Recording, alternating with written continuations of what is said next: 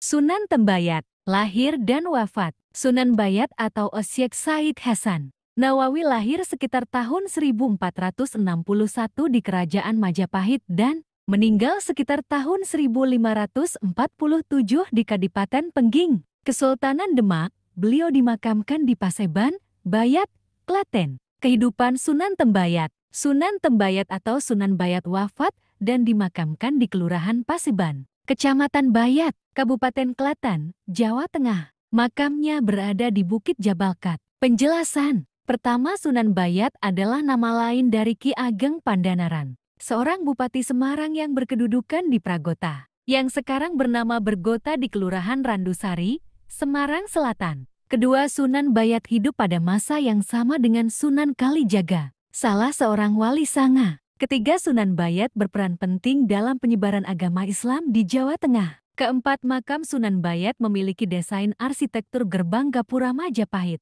Kelima, kompleks makam Sunan Bayat terdiri dari 6 halaman yang dipisahkan oleh tembok keliling. Keenam, makam Sunan Bayat menjadi salah satu tempat ziarah yang penting di Jawa Tengah, dikunjungi oleh ribuan peziarah setiap tahunnya. Karomah Sunan Tembayat. Sunan Tembayat memiliki karomah dapat memunculkan sumber mata air. Sunan Tembayat. Pertama, Sunan Tembayat menggunakan tongkatnya untuk menghujamkan tanah hingga air mengucur dan membentuk sumur. Kedua, Sunan Tembayat menggoreskan kukunya ke tanah hingga menyembur air dan membentuk genangan air. Ketiga, genangan air tersebut adalah sendang kucur yang terletak di dalam hutan angker kucur, Paseban, Bayat, Klaten. Asal-usul Sunan Bayat. Terdapat 4 versi mengenai asal-usulnya. Namun semua sepakat bahwa ia adalah putra dari Ki Ageng Pandanaran, Bupati pertama Semarang. Alkisah, ia menjalankan pemerintahan dengan baik dan selalu patuh dengan ajaran-ajaran Islam seperti halnya mendiang ayahnya. Namun karena bosan,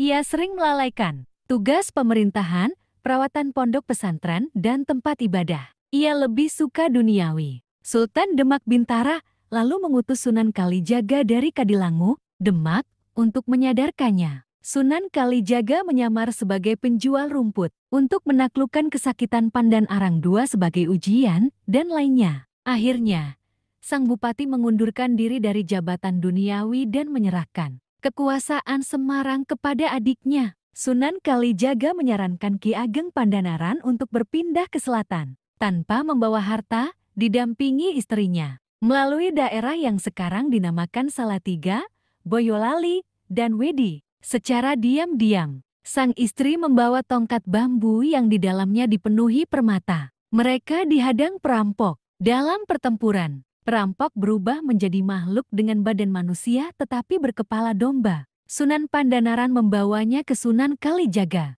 Akhirnya, berubah kembali menjadi kepala manusia seperti semula. Ia disebut Syekh Domba dan bertugas untuk mengisi tempat wudhu pada padasan atau gentong pada masjid yang berada pada puncak bukit Jabalkat, Bayat. Sumber, Ai dan Said Fajar, blogspot.com.